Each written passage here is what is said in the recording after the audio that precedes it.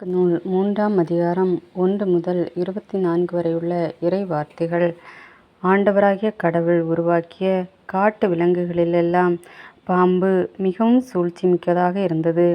அது பெண்ணிடம், கடவுள் உங்களிடம் தோட்டத்திலுள்ள எல்லா மரங்களிலிருந்தும் உண்ணக்கூடாது என்றது உண்மையா என்று கேட்டது.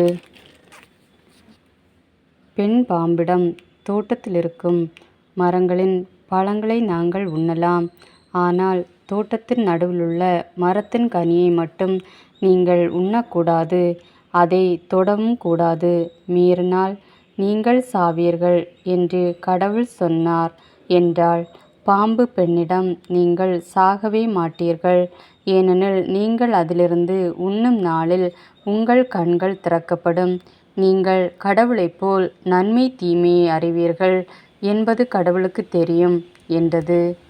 அந்த மரம் உண்பதற்கு சுவையானதாகவும் கண்களுக்கு களிப்பூட்டுவதாகவும் அறிவு பெறுவதற்கு விரும்பத்தக்கதாகவும் இருந்ததைக் கண்டு பெண் அதன் பழத்தை பறித்து உண்டாள்.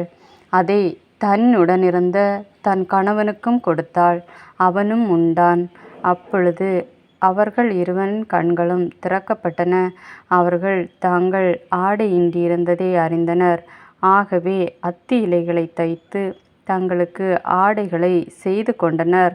மென்காற்று வீசிய பொழுதினிலே தோட்டத்தில் ஆண்டவராகிய கடவுள் உலவிக் கொண்டிருந்த ஓசை கேட்டு மனிதனும் அவன் மனைவியும் ஆண்டவராகிய கடவுளின் திருமுன்னிருந்து விலகி தோட்டத்தின் மரங்களுக்கு இடையே ஒளிந்து கொண்டனர்.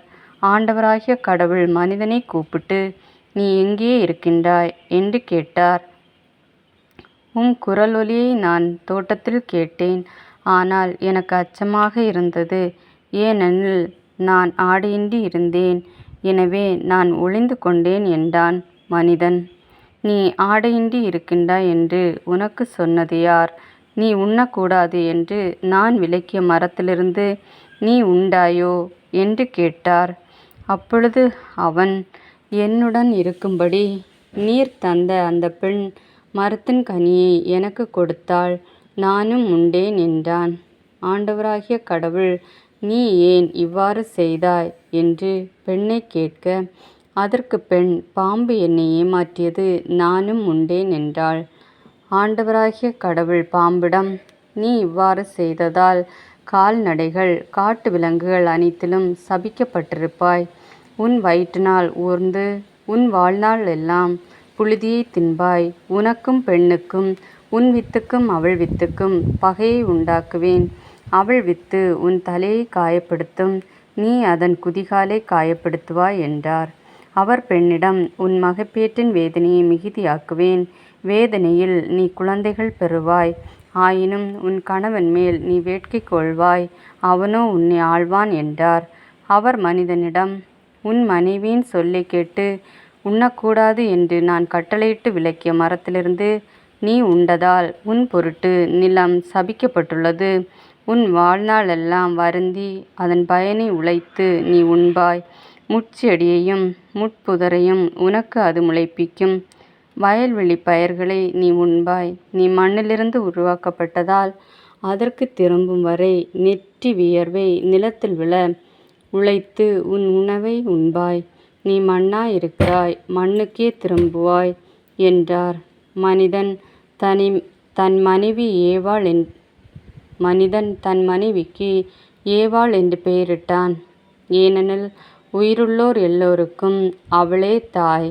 ஆண்டவராகிய கடவுள் மனிதனுக்கும் அவன் மனைவிக்கும் தோல் ஆடைகள் செய்து அவர்கள் அணிய செய்தார். பின்பு ஆண்டவராகிய கடவுள், மனிதன் இப்பொழுது நம்முள் ஒருவர் போல் நன்மை தீமை அறிந்தவன் ஆகிவிட்டான். இனி அவன் என்றென்றும் வாழ்வதற்காக வாழ்வின் மரத்திலிருந்தும் பறித்து உண்ண கையை நீட்டிவிடக்கூடாது என்றார். எனவே ஆண்டவராகிய கடவுள் அவன் உருவாக்கப்பட்ட அதே மண்ணை பண்படுத்த அவனை ஏதேன் தோட்டத்திலிருந்து வெளியே அனுப்பிவிட்டார். இவ்வாறாக அவர் மனிதனை வெளியே துரத்திவிட்டார். ஏதேன் தோட்டத்திற்கு கிழக்கே வாழ்வின் மரத்திற்கு செல்லும் வழியை காப்பதற்கு கெருபுகளையும் சுற்றி சுழலும் சுடரொளி வாளையும் வைத்தார். இது ஆண்டவரின் அருள்வாக்கு.